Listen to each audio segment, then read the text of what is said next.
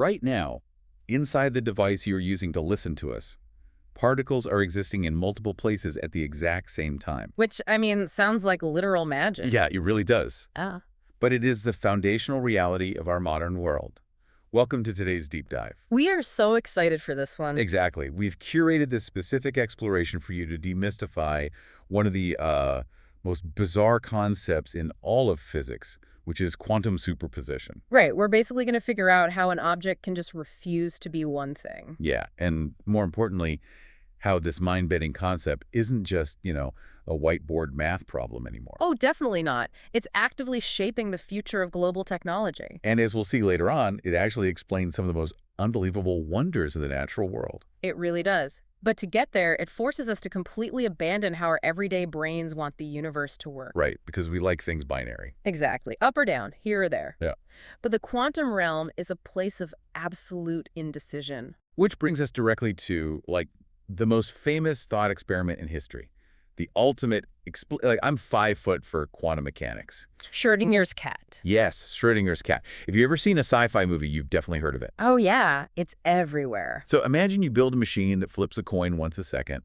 If it lands on heads, a vial of toxic gas is shattered. Okay, a bit dark, but go on. Right, well, you take this machine and a live cat and put them both into a perfectly sealed, soundproof, gas-proof box for a few hours. So no peeking. None. The machine is flipping the coin, maybe releasing the gas, maybe not. You are standing outside. Is the cat alive or dead? Right, and the pop culture answer, the one printed on, millions of coffee mugs, is that until you open the box, the cat is magically both alive and dead simultaneously. Exactly. The cat is some sort of quantum zombie until the lid comes off. I have to stop you there, though. Uh-oh. Yeah, because biology and chemistry professors spend half their careers trying to unteach this exact idea. Wait, seriously? Yeah, it's a massive misconception. I mean, Erwin Schrödinger did not propose this experiment to prove that zombie cats exist. He didn't. No, he actually created the scenario to mock his colleagues. Oh, wow. I had no idea. Yeah. He was trying to show how utterly absurd it is to take the rules of microscopic quantum particles and apply them to macroscopic everyday objects. Oh, I see. The cat is absolutely not both alive and dead in a physical sense. Okay, my mind is already blown because I completely bought into the zombie cat theory. A lot of people do. It's super catchy. So if the superposition doesn't exist in the physical flesh and blood of the cat, what is actually happening in the box? Well, the superposition exists purely in the underlying mathematical probability. Meaning what, exactly? In quantum mechanics, particles like an electron or, a photon of light don't have fixed properties until they're forced to interact with their environment. So they're just sort of hanging out in limbo. Basically. Until that moment of interaction, they exist as a wave of probability covering all possible outcomes. And that wave is the superposition. You got it. It only collapses into a single defined reality the moment it bumps into something else. Which is what you physicists call observation, right? Yeah, observation or measurement. Okay, let me test my understanding here, because we need a way to visualize this for you, the listener, without the cat. Sure. What if we think about walking down the aisle of an airplane while it's in flight? Okay, I'm listening. Your total speed relative to the ground is the speed of the plane, plus your walking speed. Isn't your speed basically a superposition of those two distinct velocities? I see where you're going with that, but that actually highlights the danger of using classical physics to explain quantum reality. Oh, really? It doesn't work? Not really. Your airplane example is just simple addition. Both of those speeds exist definitively, right? You're just adding them together. Oh, yeah, that's true. Quantum superposition isn't adding two known things together. It's the absence of a defined state altogether. All right, what about a spinning coin? Let's hear it. When I flip a quarter into the air while it's spinning, it isn't heads and it isn't tails. It's a blur of both. Does that work? It's a bit closer, but it still fails to capture the true weirdness of it all. How so? Well, a spinning coin already has a definitive physical state in the air at any given millisecond. The only reason we say it's a probability of heads or tails is because of our own ignorance. Oh, because our eyes just aren't fast enough to track it? Exactly. In physics, we call that epistemic probability. It's a probability born from a lack of information. Okay, but quantum superposition is different. Yeah, it's ontological probability. The information literally does not exist yet. The universe hasn't decided. Man, that is hard to wrap your head around. So if classical objects fail us, how are we supposed to visualize this? We have to stop thinking about solid objects and start thinking about waves. Like ocean waves. More like wave interference. Imagine noise-canceling headphones. Do you know how they actually block out a jet engine on a flight? Yeah, they listen to the drone of the engine and then blast the exact opposite sound into your ear. Exactly. The headphones take the outside sound wave, create an inverted version of it, and play it back. And so they just cancel out. Right. When those two physical waves collide, the peak of one wave lines up with the valley of the other. They physically cancel each other out. That is called destructive interference. Okay, makes sense. And conversely, if you lined up two peaks, they would amplify each other into a louder sound, which is constructive interference. So two sounds combine to make zero sound, or extra sound. Right. Now, just map that onto quantum particles. A particle in superposition is a probability waveform. So it's acting like the sound wave. Exactly. And just like sound waves, these probability waves can interact with themselves. They can constructively or destructively interfere. Which creates a pattern. Yes, a complex pattern of where the particle is most and least likely to be found the moment you finally measure it. You aren't duplicating the particle. You're just manipulating the wave of its potential. And to prove this isn't just theoretical math restricted to, microscopic electrons, physicists recently managed to scale this up. They did, yeah. It's an incredible experiment. They took a tiny metal paddle about 30 micrometers long, Which is macroscopic. I mean, you can see something 30 micrometers long with your naked eye. which in the quantum world is huge. Whoa, an object that size is the equivalent of a mountain in quantum physics. Right, and they put this visible, physical metal paddle into a state of quantum superposition. Yeah, by meticulously controlling the temperature and energy in a vacuum. And they forced this paddle to literally vibrate and stand perfectly still at the exact same moment. It's wild. It proves that these bizarre rules really do govern our entire reality. It's just hard to see it normally. Yeah, it's just incredibly difficult to maintain a superposition at a macroscopic scale without the wave instantly collapsing from environmental interference. Which brings us to the trillion-dollar question for this deep dive. Let's do it. Making a microscopic paddle vibrate and stand still is an amazing lab trick. But how do we harness wave interference to actually do work? Right. This takes us into the next massive leap in human technology, which is quantum computing. To appreciate quantum computing, we have to look at the limitations of the computer or phone you, the listener, are using right now. Because standard computing runs on bits. Which are basically tiny light switches. It is definitively on or definitively off, a 1 or a 0. But a quantum bit, a qubit, utilizes superposition. Meaning it's not just a switch anymore. Yes, a qubit isn't a switch, it's a waveform. It can represent a 1, a 0, and an entire spectrum of probabilities between them, all simultaneously. I really want to break down what that actual power scale looks like because the numbers get absurd so quickly. They really do. If you have 20 standard bits, those bits can hold exactly one value at a time out of over 1 million possible combinations. Right. So to find a specific combination, standard computers have to flip the bits, check the answer, flip them again, check again, millions of times. It's very sequential. But 20 qubits, operating in a state of superposition, can hold all 1 million plus values simultaneously. And that scales exponentially. By the time you reach just a few hundred qubits, you can represent more simultaneous states than there are atoms in the observable universe. Okay, I have to challenge this, because representing all states at once sort of sounds like a cheat code. It does sound a bit like magic. Let's say you give a computer a massive logistics problem, like finding the single most efficient delivery route connecting 270 different cities. Okay, the traveling salesman problem. Right. The number of possible routes is astronomical. A standard computer checks them one by one, which would take longer than the lifespan of the universe. Easily. If a quantum computer can hold all the routes at once, how does it actually spit out the correct answer? I mean, it can't just guess. It all comes back to the noise-canceling headphones. It comes back to wave interference. Wait, really? The sound wave analogy applies here? Absolutely. You don't just dump the data into the qubits and hope for the best. Quantum algorithms are engineered so that the probability waveforms of the wrong answers destructively interfere with each other. Oh, so they cancel each other out, just like the jet engine noise. Exactly. Meanwhile, the characteristics of the correct route constructively interfere, amplifying its probability. So when the computation is done, When you open the box and measure the qubits, the wave collapses. And because all the wrong answers canceled themselves out, the only state left standing is the correct answer. That is deeply unsettling and brilliant. It really is. It's like, instead of searching a maze, it floods the entire maze with water, and the wrong paths evaporate while the right path freezes. That's a fantastic way to visualize it, and the real-world applications for this are staggering. Like what? Imagine feeding incomprehensible amounts of medical data into a quantum computer to discover patterns for artificial intelligence, or simulating the exact quantum behavior of complex molecules. Because right now doing that is really hard. Yeah, currently, designing a new drug takes decades of physical trial and error because standard computers just can't accurately simulate how molecules bond. But a quantum computer could. A quantum computer could perfectly simulate millions of chemical interactions in hours. Wow. But with infinite power comes infinite risk, right? Unfortunately, yes. Because the most notorious application of quantum computing is prime factorization. The absolute backbone of global cybersecurity. Exactly. Our entire digital lives, your bank account passwords, secure government communications, the software guarding the global power grid, they all rely on RSA encryption.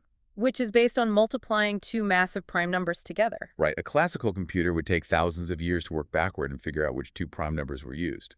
It's essentially a padlock made of math. But a quantum computer. Yeah, a quantum computer, using an algorithm designed to collapse the wrong prime numbers and amplify the correct ones, could theoretically shatter that padlock in minutes. Which is terrifying. If that happens, every secret on Earth becomes public.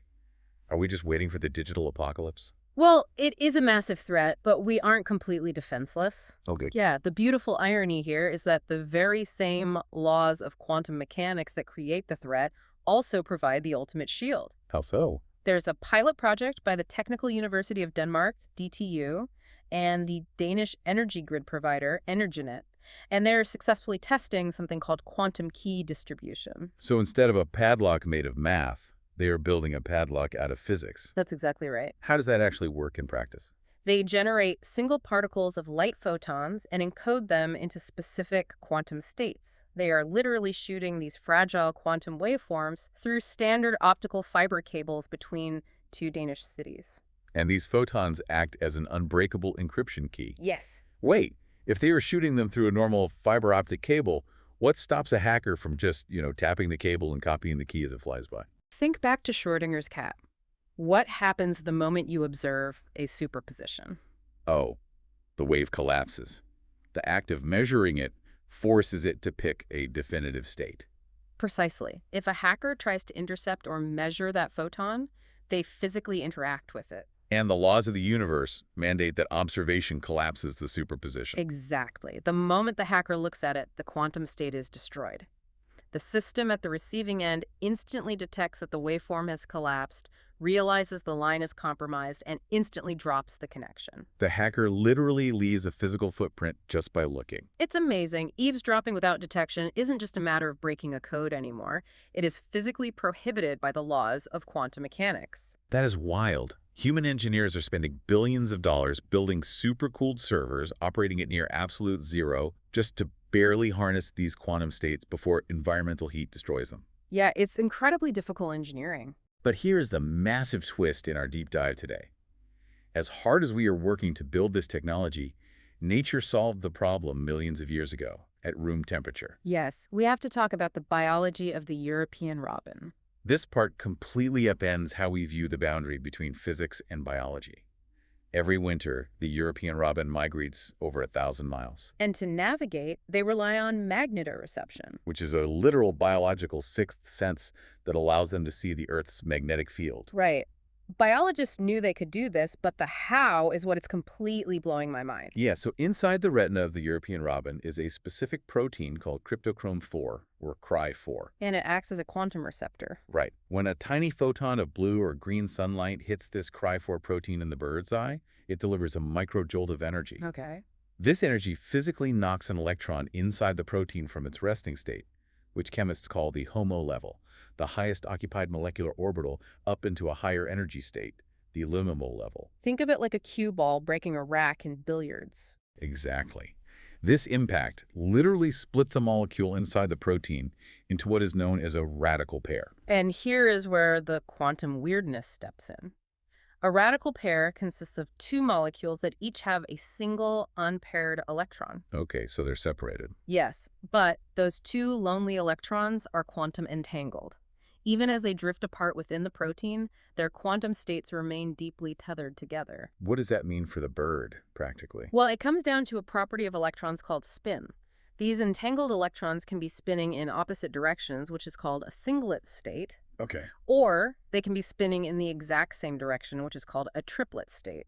Because they are in a quantum superposition, they don't just pick one. They do both. They wildly oscillate back and forth between the singlet state and the triplet state millions of times a second. So you have vibrating, entangled electrons inside the eyeball of a bird. How does that tell it where south is? The Earth's magnetic field directly interacts with those spinning electrons, but the bird isn't reading magnetic north like a compass needle. Oh, it's not. No, it's reading the inclination, the angle that the magnetic field lines intersect the Earth's surface. Wow, I see. As the bird turns its head in the sky, that magnetic angle pushes and pulls on the entangled electrons, slightly altering their interference pattern. So a different angle of flight changes the rhythm of the oscillation. Exactly. If the bird faces one direction, the electron spends slightly more time in the singlet state, turn a few degrees, and they spend more time in the triplet state. And why does that matter? Here is the biological payoff. The singlet state and the triplet state produce completely different chemical reactions within the protein. Are you serious? So the pure quantum wave state dictates a literal biochemical output. Yes, that chemical yield acts as a signal that fires directly into the bird's visual cortex. The bird is likely seeing a transparent, varying chemical overlay on top of its normal vision. Like a quantum-powered heads-up display guiding it toward its destination. It really is. It is the most elegant system imaginable. But it comes with a tragic caveat from what we read, right? Unfortunately, yes. Because this quantum dance is happening at room temperature inside a living creature, the wave states are incredibly fragile. And human beings are pumping immense amounts of electromagnetic noise into the environment. The very things powering our cities are blinding the birds. The studies show that AM radio frequencies, specifically, operate at the exact wavelength to disrupt this radical pair mechanism. Right. When the European robin flies over a heavily populated urban environment, the electromagnetic smog from our radio towers penetrates the bird's eye. And it knocks those spinning electrons out of alignment. Yeah, trapping them purely in the singlet state. It flattens the interference pattern entirely. The quantum compass is just broken. Researchers proved that when these birds were placed in cities, they fluttered aimlessly, completely lost. But the second they place the birds inside a Faraday cage, a shield that blocks all radio frequencies, their quantum compass snapped right back online, and they oriented perfectly for migration. It forces you to realize how delicately balanced evolutionary systems are and how blindly our technological progress can shatter them. It's a huge wake-up call. What an absolute journey today has been. We started by stripping away the pop culture myth of Schrödinger's undead cat to discover that superposition is a wave of pure probability. We moved past classical analogies to understand that those probability waves can be manipulated, canceling each other out, or amplifying each other like sound in noise-canceling headphones. We saw how that exact wave interference takes us from the sequential, one-by-one drudgery of standard computer bits to the all-at-once, maze-flooding power of quantum qubits. Which naturally sets the stage for a new era of cybersecurity, where the act of eavesdropping is no longer a matter of breaking a code, but breaking the physical laws of a photon. And finally, we discovered that long before humans were trying to freeze metal paddles in vacuums, evolution had already engineered a room-temperature quantum compass inside the retina of a migratory bird. And that reality leaves us with a provocative thought to chew on as we wrap up. I love this part. Lay it on us. If the European robin utilizes quantum entanglement for navigation, and we know that the chemical bonds holding our own DNA together operate on quantum rules, where else is the quantum realm bleeding into our macroscopic lives? It's a great question. Some cutting-edge biologists are now theorizing that the human sense of smell, how receptors identify different odor molecules, might rely on electrons quantum tunneling through molecular barriers. That's wild. There are even highly controversial models suggesting that human consciousness itself might emerge from quantum coherence within the microtubules of our brain cells. Wow. So I leave you with this. If an AM radio signal can blind a bird's sense of direction, what undiscovered quantum mechanisms in our bodies are just waiting for us to finally observe them?